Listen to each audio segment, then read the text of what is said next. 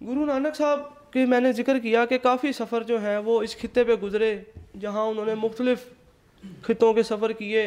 Baghdad में दो गुरुद्वारे मिलते थे, जिनमें से एक गुरुद्वारा सद्दाम हुसैन ने गिरा दिया था 1986 में या शायद, और बाकी एक गुरुद्वारा जो है वो अभी भी रेलवे पटरी के करीब, जो जहाँ हज़रत शेख बेलोल का मज़ार है बगदाद में, अभी भी वहाँ मौजूद है।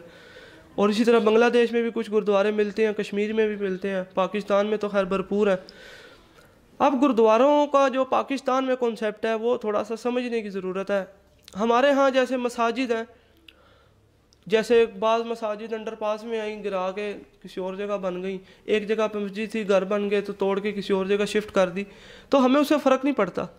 लेकिन जो पाकिस्तान में गुरुद्वारे थे या इंडिया में जो सिखों के गुरुद्वारे हैं, इन दो मुल्कों में ख़ास तौर पे, उनकी एक बाकायदा तारीख़ है, बाकायदा उस जगह की वैल्यू है।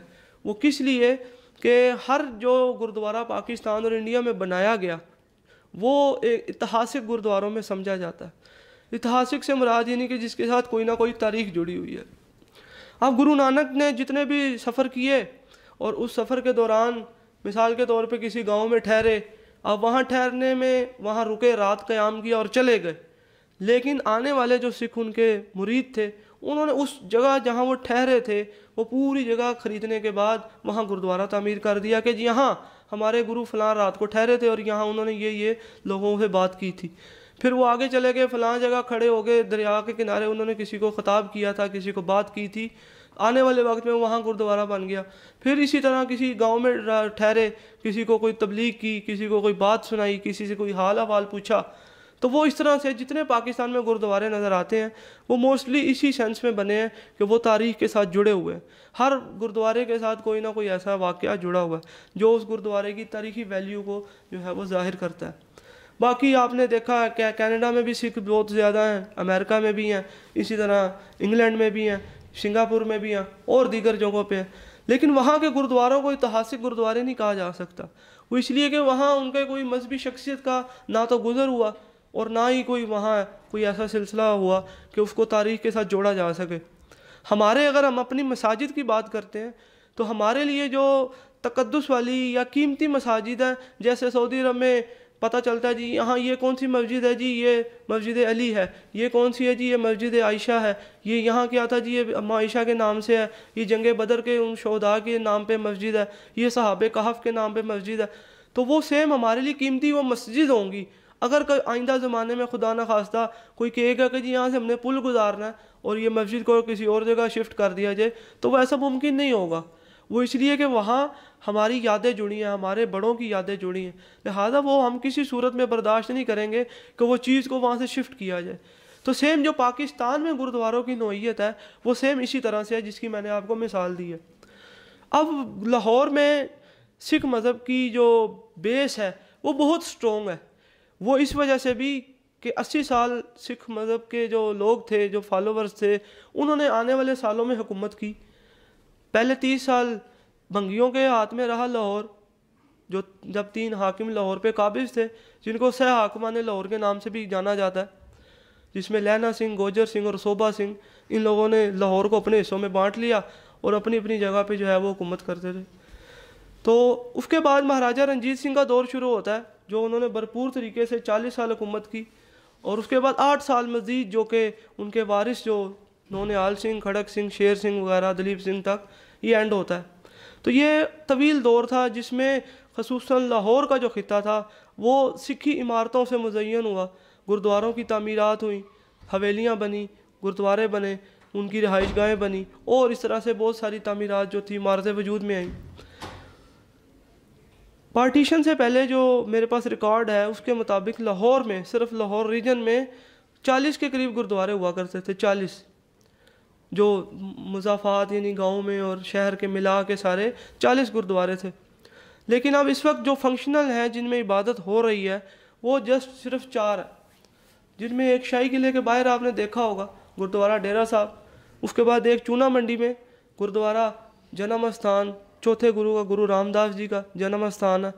उसके बाद तीसरा गुरुद्वारा लंडा बाज़ार में जो गुरुद्वारा शहीदगंज के नाम से जाना जाता है, और चौथा गुरुद्वारा जिसकी मैंने अभी बात की जन्म स्थान बेबे नानकी डेरा चाल जो गांव है बेदियाँ रोड पे आगे जाके, वहाँ उनका जो जन्म हुआ था, उनकी याद में गुरुद्वारा बना।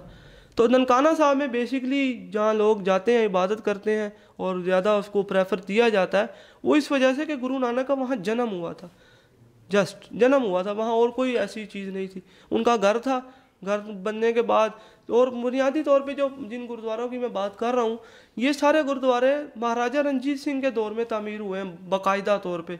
उससे पहले अगर किसी का घर था तो वो घर में बैठा गुरु को याद किया करता था, कोई बाकायदा नाम नहीं था, कोई बोर्ड नहीं लगा था, कोई प्रॉपर कोई ऐसा सिस्टम नहीं था कि जिसको वो बाकायदा गुरुद्वारा डिक्लेयर किया जाता हो। लेकिन महाराजा रंजीत सिंह के दौर में चूँकि हुकूमत आई, पावर थी, अपनी पावर थी, अपना मज़हब था, तो वो बाकायदा दौर पे वो उस घरों को तोड़ के लोगों ने बाकायदा गुरुद्वारों को जो है तामीर किया, और उसमें वो तमाम शराइत पूरी की जो मैंने भी जिक्र की कि भूखे के लिए खाना, बेआसरा के लिए आसरा, तालीम के लिए जो है वो ज्ञानी, और इसी तरह जो खाने के लिए लंगर, डिस्पेंसरी, बीमार के लिए शिफा खाना। तो ये सारी चीज़ें जो थी बाकायदा तौर पे उस दौर में उन्होंने मुकम्मल की, और गुरुद्वारे को प्रॉपर एक मजहबी एक पॉइंट के तौर पे जो है वो नुमायाँ किया।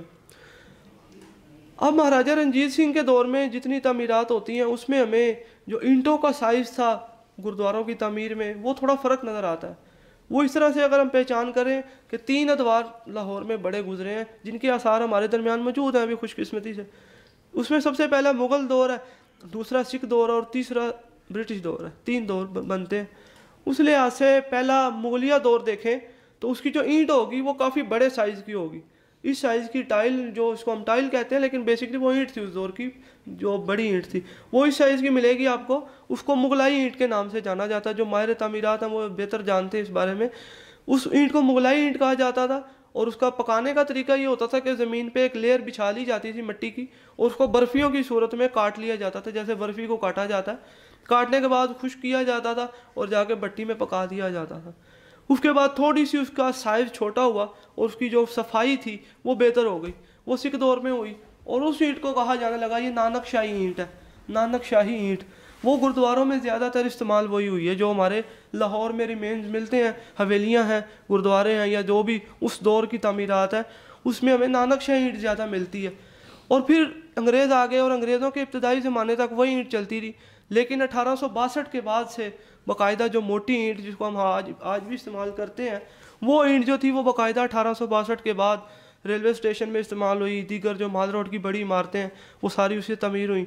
लेकिन जो छावनी लाहौर की जो मियाँ मीर कैंट एरिया है, उसकी अगर अंदर आप तामीरात देखें तो वो अभी भी छोटी ईंट की नज़र आएंगी आपको। वो उस वक्त एक रवाज चल रहा था, तामीरात का ज़ोर था, तो जितने लोग पुरानी इमारतें गिराते थे वो ईंटें निकाल निकाल के उनको बेच आते थे। तो वो फिर जितनी तामीरात थी वो छोटी ईंट की हुई। बाद में उसको बड़ा किया गया और बाकायदा ब्रिटिश ईंट या जो स्टाइल था उसका वो उसको कहा गया। तो अब जो बात करते हैं सबसे पहले गुरुद्वारों की, जो हमने यहाँ आज डिस्कस करने हैं, वो दिखाइए ज़रा।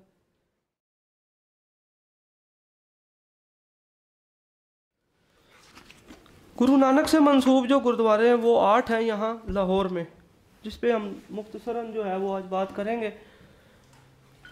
आमतौर पे ये जितने गुरुद्वारे हैं, चूँकि मैंने बताया कि हर गुरुद्वारे के पीछे कोई ना कोई उनका वाक़या जुड़ा हुआ है, तो अगर हम एक नशिस्त अगर एक गुरुद्वारे पे भी रखें तो वो भी की जा सकती है। लेकिन चूँकि आज हमारा मौजू बहुत वसी है, लेकिन हम मुख्तसरन जल्दी जल्दी से बात करेंगे। सबसे पहले गुरुद्वारा छोटा मुफ्ती बाकर। छोटा एक छोटा चौक कहते हैं, और ये मस्जिद वज़ीर ख़ान की जो बैक साइड का एरिया है, पिछली गली है, मोची गेट का एंड लगता है, वहाँ पे एक चौक है जिसका नाम है छोटा मुफ्ती बाकर। इससे पहले इसका नाम था छोटा जवाहिर मल। जवाहिर मल एक हिंदू थे, उनके नाम से ये जगह थी। बाद में जो मुफ्ती बाकर साहब थे, उनकी डेथ के बाद उनकी कब्र भी वहाँ करीब कहीं बनी। अब मिलती नहीं है लेकिन किताबों में मिलता है कि वहाँ थी। इस निस्बत से उनका नाम जो था, उस जगह का नाम छोटा मुफ्ती बाकर बन गया। और वहाँ पे एक खतरी रहता था जिसका नाम था दुनी चंद। दुनी चंद जो थोड़ा उनका मुरीद था गुरु नानक साहब का। जब गुरु नानक साहब यहाँ आए लाहौर तो वो अपने घर ले गया उनको। तो गुरु नानक ने देखा कि वो शराद की रस्म कर रहा था।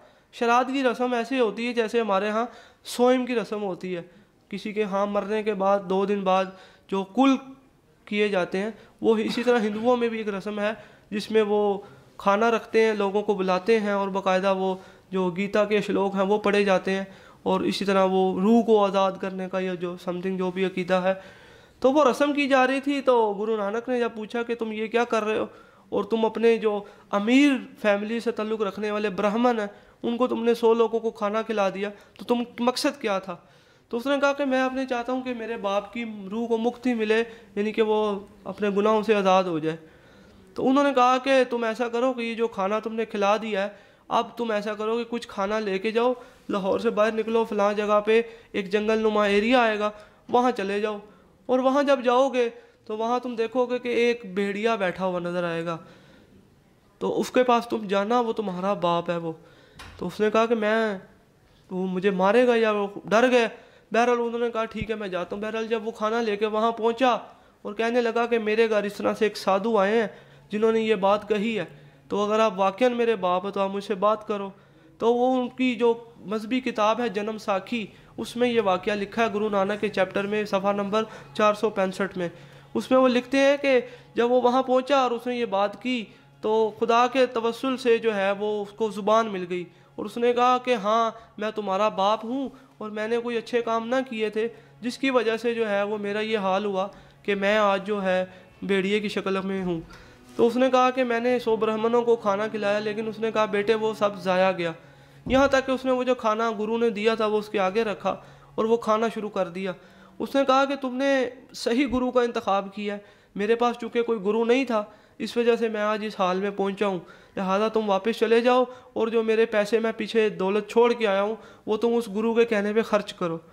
अब जब ये वापस आया और गुरु को सारा बताया और खुश हुआ, और गुरु को कहने लगा कि मेरा बाप जो है वो मिरास में 7 लाख रुपया छोड़ के गया है, तो अब आप बताएं कि मैं उसका क्या करूँ। तो उन्होंने कहा कि तुम भूखों को खाने पे सर्व कर दो, जो बेचारे मफलूज हैं, जो मरीज़ हैं, उनके लिए फलाह के लिए खर्च करो। तो एक लम्हे में सोच में पड़ गया, और इतने में गुरु नानक ने उसकी सोच को पढ़ा और क्या किया कि एक सुई निकाली और कहा कि ये ले लो और मैं अगले जहान में तुमसे ये ले लूँगा। अब वो जब अपने वापस बीवी के पास आया तो बीवी चूँकि पढ़ी लिखी थी, उसने कहा कि ये कैसे हो सकता है कि ये सुई तुम अपने साथ दूसरे जहान में कैसे ले जा सकते हो, अभी तुमने मर जाना और तुम्हें जला के सारा ख़त्म, तुम सुई कैसे वहाँ ले जाओगे और उनको कैसे दोगे। तो बेवकूफ़ वो कह रहे हैं कि अगर तुम ये जो दौलत है जो बाप की छोड़ के आए हो ये तुम खर्च करोगे तो फिर ये तुम्हारे साथ जा सकते हैं, अमाल की बात की जा रही है। तो वो दोबारा आया और कहने लगा, चूँकि घर में रहते थे वो, गुरु नानक उसके घर ठहरे हुए थे, तो वो कहने लगा कि आप ये दौलत जो मेरे बाप ने ना जाने कैसे कमाई है, क्या पता मुझे भी आगे किस रूप में सामना करना पड़ेगा आइंदा की ज़िंदगी में, तो लिहाजा आप ये दौलत जो है वो अपने तरीके के मुताबिक इसको खर्च कर दें। तो गुरु ने फिर जो है वो उसका सारा जो प्लान था वो बता दिया उसको। तो यहाँ इस तरह जो चंद रातें जो गुरु ने वहाँ गुजारी उस घर में, वो गुरुद्वारे के तौर पे बाद में इस्तेमाल होता रहा, और वो अभी भी जितना था वो एज इट इज़ उतना ही है। एक मकान नुमा एक गुरुद्वारा है जिसको पहली पातशाही गुरुद्वारे के नाम से जाना जाता है, और दुनी चंद का वो घर था, और गुरु की बैठक के नाम से भी लोग कहते हैं गुरुद्वारा गुरु दी बैठक। बैठक से मुराद यानी कि जब कोई मेहमान आता है तो पंजाब के कल्चर है कि उसको मेहमान खाने में या ड्राइंग रूम में बिठाया जाता है। तो गुरु चूँकि चंद रातें वहाँ रहे थे तो इसलिए वो गुरु दी बैठक के नाम से वो गुरुद्वारा मशहूर है। एक तो ये गुरुद्वारा ये हो गया। दूसरा गुरुद्वारा बदामी बाग, ये ख़त्म हो चुका हुआ, अब नहीं रहा। ये बदामी बाग जो एक इलाका है जहाँ किसी ज़माने में मुगलाई दौर में बादामों का बाग हुआ करता था, या दूसरी रवायत जो बताई जाती है वो जो शहजादी गुल बादाम थी उसके नाम से ये बाग मंसूब था, जिसकी वजह से ये बदामी बाग मशहूर हुआ। बाद में रेलवे लाइन बिछी और वो सारा सिलसिला वो ख़त्म हो गया बागात का, वरना उससे पहले बहुत अजीम बाग था, यहाँ बहुत रौनक हुआ करती थी। किताबें पढ़े तो हमें मालूम होता है इस चीज़ का। तो इस तरह से वो दरियाए रावी के किनारे आए और उन्होंने यहाँ कुछ साधुओं से मुलाकातें की, लोगों को तरबियत की, तो उसके नतीजे में ये गुरुद्वारा तामीर हुआ था। लेकिन 47 के फ़ौरन बाद जल्दी ही ये आसार मिट गए और आज जो है वो ख़त्म हो चुका हुआ है। बाद किताबों में लिखा है कि वो स्कूल बना पार्टीशन के फ़ौरन बाद, और स्कूल की जब बिल्डिंग देखा कि पुरानी हो चुकी है, गिर रही है, तो वो उन्होंने सारा डिमोलिश करके उसको नया स्कूल में बदल दिया। अब मे भी शायद वो स्कूल है, लेकिन अब वो रिमेन्स ऐसा कुछ भी नहीं बचा। इसी तरह उसके बाद तीसरा गुरुद्वारा है गुरुद्वारा चौबच्चा साहब। ये धर्मपुरा का इलाका है, मुगलपुरा और धर्मपुरा, इसके दरमियान एक स्टॉप आता है चौबच्चा। चौबच्चा यानी कि ये फ़ारसी ज़ुबान का लफ्ज़ है। चौबच्चा से मुराद यानी कि एक ऐसा तालाब जो 4 अंगुश्त यानी कि 4 बालिश लंबा, 4 बालिश गहरा और 4 बालिश थी चौड़ा हो। ये हमारे अरबी की इस्तिलाह में या हमारे फ़िक़्ह की इस्तिलाह में एक आब कुर का एक लफ्ज़ इस्तेमाल किया जाता है। आब कुर यानी कि एक ऐसा पानी जिसमें आप वज़ू करें, जैसे मस्जिदों में बाज़ का हौज़ भी बने होते थे पहले, तो वो आब कुर से मुराद ऐसा पानी जिसकी बालिश जो की लंबाई और चौड़ाई जो है वो एक जैसी हो, उसमें आप वज़ू भी कर सकते हैं। वो उस तरह का तालाब जो छोटा होता है उसको चौबच्चा साहब कहा जाता है। फ़ारसी ज़बान में चौबच्चा यानी कि 4 बालिश उसकी लंबाई चौड़ाई और गहराई बराबर हो। तो गुरुद्वारा चौबच्चा साहब, ये जो इनके 7वें गुरु थे सिख मज़हब के, गुरु हर राय साहब, इनका एक बड़ा बेटा था जिसका नाम था बाबा राम राय, और उसने बाद में एक अपने फ़िरके की बुनियाद भी रखी जो बाद में फ्लॉप हुआ, और बाद में 9वें गुरु तक जो है वो दोबारा उसमें एडजस्ट हो गया, फ़िरका बना लेकिन कामयाब नहीं हो सका। तो उनके जो फॉलोवर्स थे वो राम रैये के लाते थे, राम रैये, चूँकि वो राम राय को फॉलो करते थे। तो वहाँ गुरुद्वारे का जो कॉन्सेप्ट था वो ये था कि जब गुरु नानक देव जी यहाँ गुजर रहे थे अमृतसर से वापस आते हुए, उस वक़्त अमृतसर तो था नहीं लेकिन उस साइड से, तो वो यहाँ उन्होंने उस चौबच्चे में यानी कि उस छोटे से तालाब में अपने पाँव धोए थे। पाँव धोने के बाद वो गुजर गए आगे, और 7वें गुरु के दौर में जो उनका बेटा था राम राय, उसने इस जगह को मुकद्दस समझा, और हज़रत मियाँ मीर जिनके पास गुरु नानक की एक छड़ी थी जो तबर्रुकन रखा करते थे अपने पास, इसने उनसे ले ली और जाके उस जगह पे गाड़ दी और कहा कि जी ये हमारा मुकद्दस मुकाम है, इसलिए कि हमारे गुरु यहाँ आके पाँव धो के गए थे, लिहाजा आइंदा के बाद ये इबादत गाह होगी। लिहाजा वो तालाब एक तरफ रहा और दूसरी तरफ इबादत का प्रकाश अस्तहान जो होता है वो तामीर हुआ, और बहुत बड़ा रकबा जो वो पूरे का पूरा, अगर आप जाएँ उस इलाके में, मुगलपुरा से धर्मपुरा आते हुए रास्ते में चौबच्चा स्टॉप है, वहाँ से उल्टे हाथ अंदर हो जाएंगे तो चौबच्चा का किसी से भी पूछ ले, एक बड़ा गेट आएगा, फिर अंदर जाके फिर एक छोटा गेट, और पूरा जो कंपाउंड है वो बेसिकली सारा गुरुद्वारा था। 4 गेट थे इसके, लोग वहाँ से आते जाते, और वो सारा एक सेटअप था जो अब पार्टीशन के बाद जो लोग वहाँ से मूव करके यहाँ आए वो उनमें तब्दील हो गया। लोग अभी भी वहाँ 200-250 के करीब जो फैमिलीज़ हैं वो उसके अंदर रह रही हैं। तो वो इस तरह से बहुत बड़ी इबादतगाह थी जो वक्त के साथ साथ ख़त्म हो गई। उसके बाद गुरुद्वारा डेरा चाल जिसकी मैं बात कर रहा था, गुरुद्वारा जन्म स्थान बेबे नानकी डेरा चाल। डेरा चाल चूँकि इनका नानका गांव था, और पंजाब की एक हमारे यहाँ एक रवायत है कि जब हमारे यहाँ ख़वातीन उम्मीद से होती हैं तो जो पहले बच्चे की पैदाइश होती है वो आमतौर पे अपने पेकों पे करती हैं, हमारे यहाँ जो रवायत पाई जाती है। तो उस वक्त भी उस रवायत के तहत जब गुरु नानक की वालिदा माता त्रिपता जी जो थी, जब उम्मीद से हुई तो वो अपने वापस अपने मेके आ गई, जो उनका मेका डेरा चाल जो गांव है वहाँ था। और वहाँ जो उनकी पहली जो बड़ी औलाद थी वो उनकी बेटी थी जिनका नाम आगे बेबे नानकी रखा। तो चूँकि वहाँ उनका नानका इलाका था तो गुरु नानक यहाँ अक्सर व बेशतर आते रहते थे, तो इस वजह से अपने उस घर में एक तो निस्बत हो गई उनकी बहन की पैदाइश की, और दूसरी चूँकि आना जाना ज़्यादा था, वहाँ रहते भी रहे, तो इस वजह से वो गुरुद्वारा डेरा चाल यानी कि वहाँ उनका रहने की जगह। उसके बाद गुरुद्वारा लाहौड़ा साहब। लाहौड़ा साहब ये या तो ये लफ्ज़ मिस्टेक है, लसूड़ा है, लसूड़ा आमतौर पे दरख्त कहा जाता है, लेकिन मे भी कि शायद ये लाहौड़ा है। इसमें कहा जाता है कि ये जो हमारे मौसीकी के आलात बनते थे पहले, जैसे ये यहाँ एक पड़ा भी हुआ है रुबाब जो बजाई जाती है, इसकी जो तारें हैं ये इस दरख्त से बनाई जाती हैं। इसकी जो लकड़ी का जो बॉक्स होता है नीचे, वो उसकी खासियत है कि वो वाइब्रेशंस उसके अंदर पैदा होती हैं, जो मैंने पढ़ा है इसके मुताबिक, मे भी कि शायद ये गलत हो। तो उस दरख्त की निस्बत वहाँ थी, और गुरु नानक साहब जब वहाँ पहुँचे तो उस दरख्त के नीचे उन्होंने क़याम किया, और क़याम के बाद उन्होंने देखा कि गाँव में अजीब सी खुशी है, लोग जाते हैं भीख मांगने, और भीख लेने वाले जो है निहाल होके आ रहे हैं, पैसे मिल रहे हैं, खाना मिल रहा है। इनके साथ गुरु नानक के 2 साथी थे, एक हिंदू थे जिनका नाम था भाई बाला, और एक और साथी थे जिनका नाम था भाई मर्दाना, और ये मुस्लिम थे, और सारी उम्र बचपन से लेके मरने तक ये गुरु नानक के साथ ही रहे। भाई मर्दाना जी मुस्लिम थे, सारी उम्र उनके साथ रहे। अगर आप गुरु नानक की पेंटिंग्स देखें किसी भी जगह पे तो गुरु नानक दरमियान में नज़र आएंगे, राइट साइड पे जो है वो मर्दाना नज़र आएगा, उल्टे हाथ पे भाई बाला नज़र आएगा, और वो रुबाब बजा रहा होगा बैठा। ये जो हमारे यहाँ कोने में पड़ी हुई है वो बैठा वो बजा रहा नज़र आ रहा होगा। ये एक मतलब एक दोस्ती की एक ज़िंदा मिसाल बन के रह गई कि जितनी पेंटिंग्स, जितने पब्लिकेशन, जहाँ पे भी बात होगी या वो, तो आपको वो भाई मर्दाना बैठा साथ नज़र आएगा हमेशा। तो उसके बाद जब वो वहाँ पहुँचे, उन्होंने देखा कि लोगों को तो बड़ा यहाँ मेला नुमा माहौल है, तो उन्होंने कहा जी ये बंजारों का गांव है, जहाँ पे बंजारे रहते हैं ये, तो उनके यहाँ किसी के घर बेटा पैदा हुआ है, तो वो उस बेटे के आने की खुशी मना रहे हैं, एक दूसरे को मुबारकें दे रहे हैं, खाने बांटे जा रहे हैं। तो भाई मर्दाना पास थे, उन्होंने कहा कि गुरुजी मैं तो 2 दिन से भूखा हूँ, तो अगर आप इजाज़त दें तो मैं भी यहाँ खाना ले आऊँ, लोगों को मिल रहा है तो मैं भी ले आता हूँ जाके। तो उन्होंने कहा कि हाँ मर्दाने तुम जाओ ज़रूर, लेकिन अपने मुंह से मांग के नहीं खाना तुमने, बस तुम वहाँ जाओ, अगर तुम्हें वो खुद देंगे तो तुमने खाना, अदरवाइज़ तुमने नहीं खाना।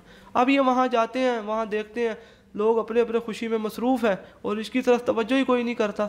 तो अब ये वापस मायूस होकर आते हैं और गुरु नानक को ये सारा हाल बताते हैं कि मुझे तो यहाँ जो है वो किसी ने बात ही नहीं सुनी, मुझे मेरी तरफ तवज्जो ही नहीं की किसी ने।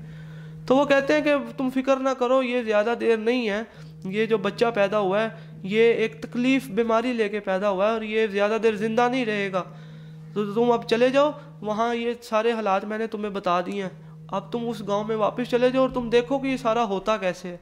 लेकिन तुमने ये राज जो मैंने तुम्हें बता दिया है ये तुमने किसी को कहना नहीं है।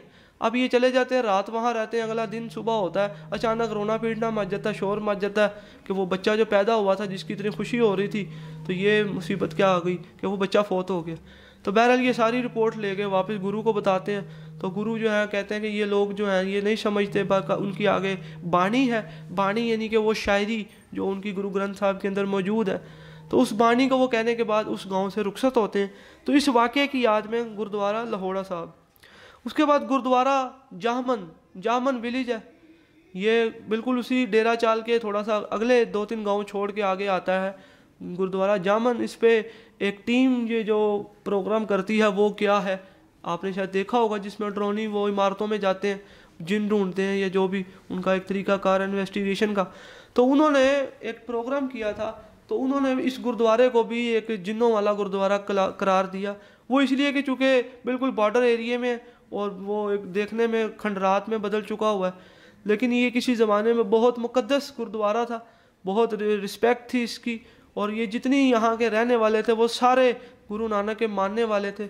और गुरुद्वारा जो जामन जिसकी मैं बात कर रहा हूँ, चूँकि गुरु बहुत ज़्यादा यहाँ 3 से 4 मरतबा यहाँ आए और ठहरे, इस वजह से उसकी बहुत वैल्यू थी। लेकिन पार्टीशन की वजह से वो सारा जो सिलसिला था वो मूव कर गया और उसके बदले में वो मेवाती और दीगर जो वहाँ के लोग थे वो वहाँ आबाद हुए।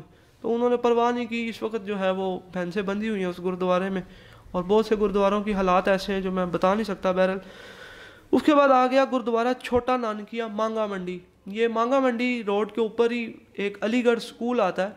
अलीगढ़ स्कूल के बिल्कुल जो अगला प्लॉट है वो इस वक्त फिशरीज जो डिपार्टमेंट है उनके पास है, क्योंकि गुरुद्वारे के साथ एक तालाब का होना ज़रूरी होता है। तो उस ज़माने में जो तालाब बना था उसके अंदर आज मछलियाँ हैं, और वो सारा जो एरिया है वो फिशरीज डिपार्टमेंट के पास है। मेन जो बिल्डिंग थी वो गुरु नानक के वहाँ ठहरने की वजह से बनी थी, बाद में ब्रिटिश दौर में उसको दोबारा तामीर किया गया था।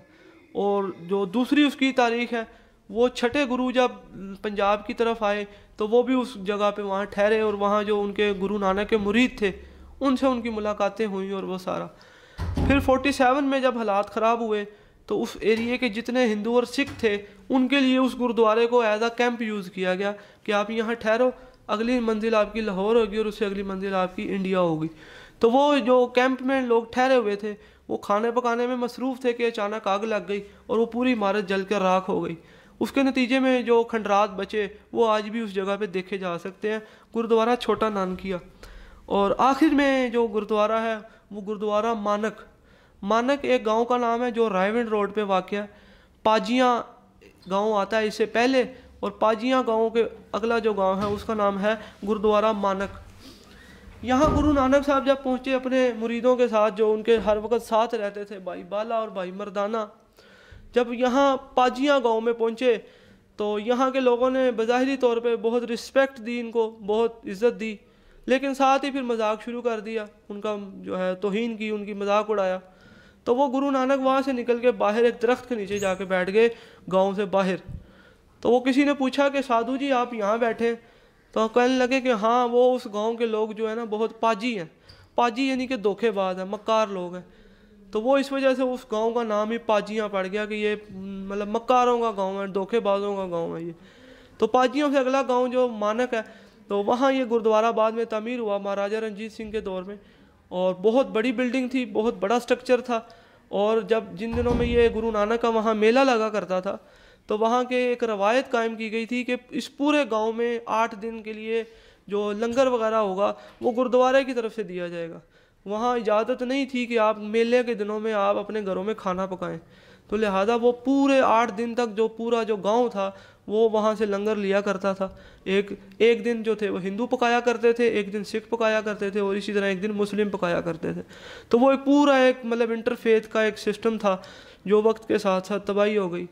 पहले शुरू में उस पर पार्टीशन के बाद चूँकि मूवमेंट हो गई, सारी खाली हो गया।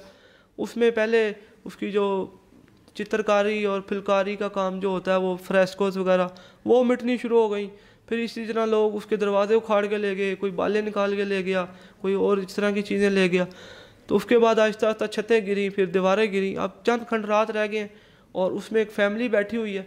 इससे पहले उसी जगह के लिए 8 से 9 लोग वहाँ कत्ल हो चुके हैं कब्ज़े के चक्कर में।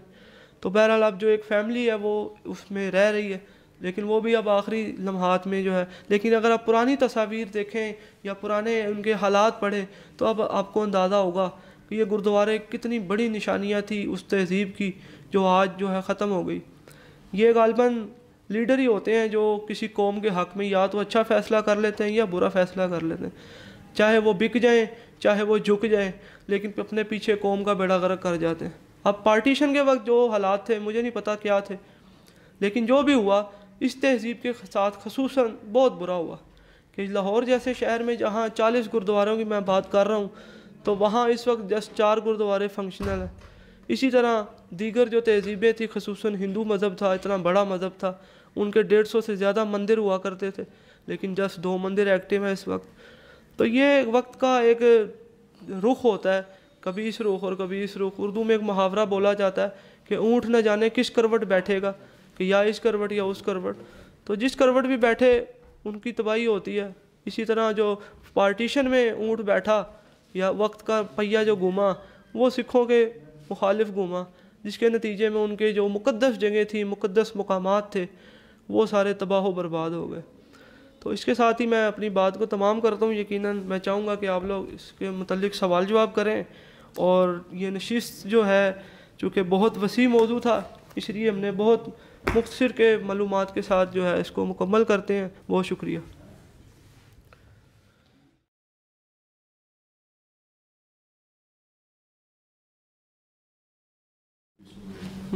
आने वाले वक्त में आप क्या देखते हैं उनके बारे में, एक्सपेक्टेशंस क्या है? ऐसा है कि 1997 में मेरे जो टीचर हैं इकबाल कैसर साहब, उन्होंने एक किताब लिखी थी जिसके लिए उन्होंने 9 साल सर्व किए इन्हीं गुरुद्वारों की रिसर्च में, और उन्होंने 36,000 किलोमीटर का पैदल सफ़र किया 9 सालों में। और वो बताते हैं कि उन्होंने जब किताब लिखी तो वो किताब के नाम से थी पाकिस्तान विच सिखां दियां पवित्र थावां। पंजाबी, गुरुमुखी और इंग्लिश 3 ज़ुबानों में थी। तो जब वो इंडिया पहुंची तो इंडिया में वो किताब उठा के उन्होंने पार्लियामेंट हाउस में पेश कर दी कि ये पाकिस्तान में क्या हो रहा है, और उसके बदले में फिर जो है वो यहाँ भूचाल आ गया। उसके नतीजे में क्या हुआ कि इंटरनेशनली एक प्रेशर क्रिएट हुआ, इंडिया से भी, कनाडा से भी, दीगर मुल्कों से भी। अब 1997 में या 96 में जब वो किताब मुकम्मल होकर छपी, और उसको पढ़ने के बाद या उसको देखने के बाद अगर हम आज कंपेयर करते हैं तो उस किताब की वजह से तकरीबन कम अज़ कम जो मेरे होते होते मतलब 20 से 25 गुरुद्वारे तामीर हो चुके हैं दोबारा उस किताब की वजह से। तो अब ये एक इस तरह से सिलसिला है कि अगर हम इसी तरह से कोई आवाज़ उठाएं, कुछ लिखें, कोई बोलें, कोई डिस्कस करें, तो मे भी कि आने वाले वक्तों में जहाँ अगर 70 तबाही हो रही है 70 गुरुद्वारों की, तो वहाँ चलो 20 तो बचाए जा सकते हैं, 20 तो शायद हमारे करने से बच सकते हैं। तो लिखा जाता है, that's not printed, इसके पीछे कोई खास एक वजह है, इसको लिखा ही क्यों नहीं? उसके पीछे हिकमत सबसे बड़ी तो यही है कि वो उस किताब को एज अ जिंदा गुरु समझते हैं।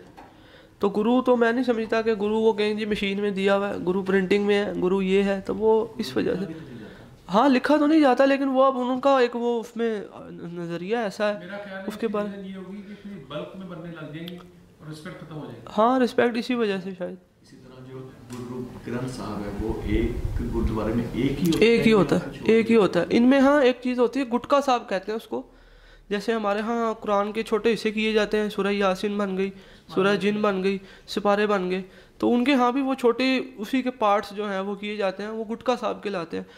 एक गुरुद्वारे में एक ही ग्रंथ साहब होती है और बाकी छोटे वो गुटका साहब होते हैं। और सुबह ये होता है कि जैसे इबादत का वक्त हो गया, अब मे भी के सारे तो नहीं पहुँच सकते, जैसे हमारे यहाँ माशाल्लाह फजर के टाइम तो मस्जिदें खाली होती हैं, तो इसी तरह उनके यहाँ भी तकरीबन इसी तरह ही होता है।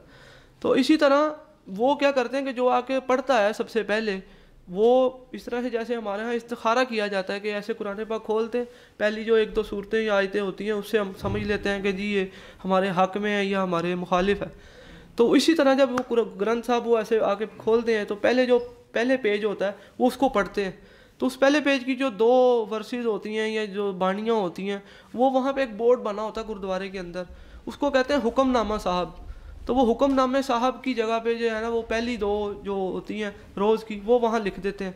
अब मिसाल के तौर पे मैं 9 बजे गया, अब मैं कहूँगा जी गुरु साहब ने क्या हुक्म दिया है, अब वो कहेगा जी मुझे तो याद ही नहीं, मैंने तो क्या पढ़ा था, लेकिन वहाँ जब लिखा हुआ होगा तो मुझे पता चल जाएगा कि आज का हुक्मनामा ये है, तो आज गुरु साहब ने आज ये फरमाया है। वो सेम लाइक जैसे फरमान होता है कि बादशाह अपने तख्त पे बैठ के आर्डर करता है ये करो, तो सेम लाइक वो गुरु ने कहा कि आज ये करो, तो उसमें वो कोई ना कोई पोइट्री होती है और पोइट्री के अंदर सारे मतालिब और ये सारी चीज़ें डिस्कस होती हैं, तो वो हुक्मनामा साहब की जगह पे लिख दिया जाता है वहाँ।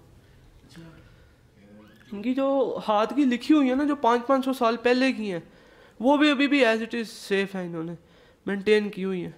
ये उस पर कोई मटेरियल लगाते हैं ऐसा या केमिकल लगाते हैं, ये उसको प्रिजर्व रखते हैं कि इनकी जो हाथ की लिखी ओरिजिनल पोथियाँ थी, यानी कि जैसे हमारे हज़रत अबू बकर सिद्दीक़ के दौर में जब वो मुख्तलिफ हफ़ाज़ कराम शहीद हुए जंगों में, तो उनको ख्याल आया कि यार ये लोग तो सारे शहीद हो जाएंगे जिनको याद था, तो फिर उन्होंने क्या किया कि जिसके पास जो है चमड़े पे है, खाल पे है, लकड़ी पे है, किस पे ले आओ, फिर उनको जोड़ के एक वो हाथ का लिख के उन्होंने मुकम्मल किया।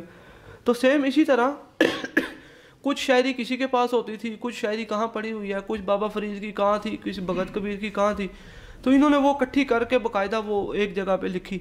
तो इस तरह की वो जो हाथ की लिखी हुई अलग अलग जगह पे थी ना, इनके पास अभी तक वो भी सेफ़ है, कुछ इंडिया में है, कुछ कनाडा में है, कुछ और लोगों के पास है ज़ाती। तो मैं समझता हूँ कि मेरे ख्याल ये मतलब इनकी जो ऐसा कोई ऐसे सिस्टम नहीं है कि ख़राब हो जाए या उसका वो हो। बाबा फरीद जो के पास पता नहीं इनका बहुत ज़्यादा जिक्र है, अगर इसका कोई आप एक वाक़या बाबा फरीद का और गुरु नानक का जो टाइम पीरियड है ना वो एक नहीं है, वो 250 साल पहले का है। बाबा फरीद का जो दौर है वो 250 साल पहले का, गुरु नानक 250 साल बाद आ रहे हैं। लेकिन ये उनकी दरगाह पे गए हैं, उनके जो वारिस थे उनमें इब्राहिम कुछ सखी ऐसा कोई नाम था, वो उनसे इनकी मुलाकात हुई है बाकायदा, और उन्होंने कहा कि आप मुस्लिम हो जाएं। तो फिर उन्होंने एक शेर कहा था कि मुस्लिम होना कौन सा इतना आसान है कि आप सिर्फ कहते हैं कि कलमा पढ़ लो तो सब कुछ ऐसे हो जाता है, जबकि मुसलमान को हाना बहुत औखा, उनकी एक बाणी है पूरी इस पर। तो वहाँ से फिर वो वापस आ गए। लेकिन जो उनकी पोइट्री थी जो बाबा फरीद की, वो मतलब इतनी अट्रैक्शन थी उसमें, इतनी पावरफुल थीम था उसका कि उन्होंने अपनी उसमें शामिल की बाकायदा। लेकिन वाक़यात कोई ऐसा नहीं है कि वो उनके साथ, क्योंकि 250 साल का गैप है, तो 250 साल में तो कोई मुलाकात का तसव्वुर ही नहीं है। 10वें गुरु के टाइम तक यानी कि 1699 में बाकायदा ये मज़हब डिक्लेयर हो गया। अपने जो उसके चेले थे हज़ारों की तादाद में, उनको कहा कि जी आप खालिस लोग हो, तो लिहाजा आप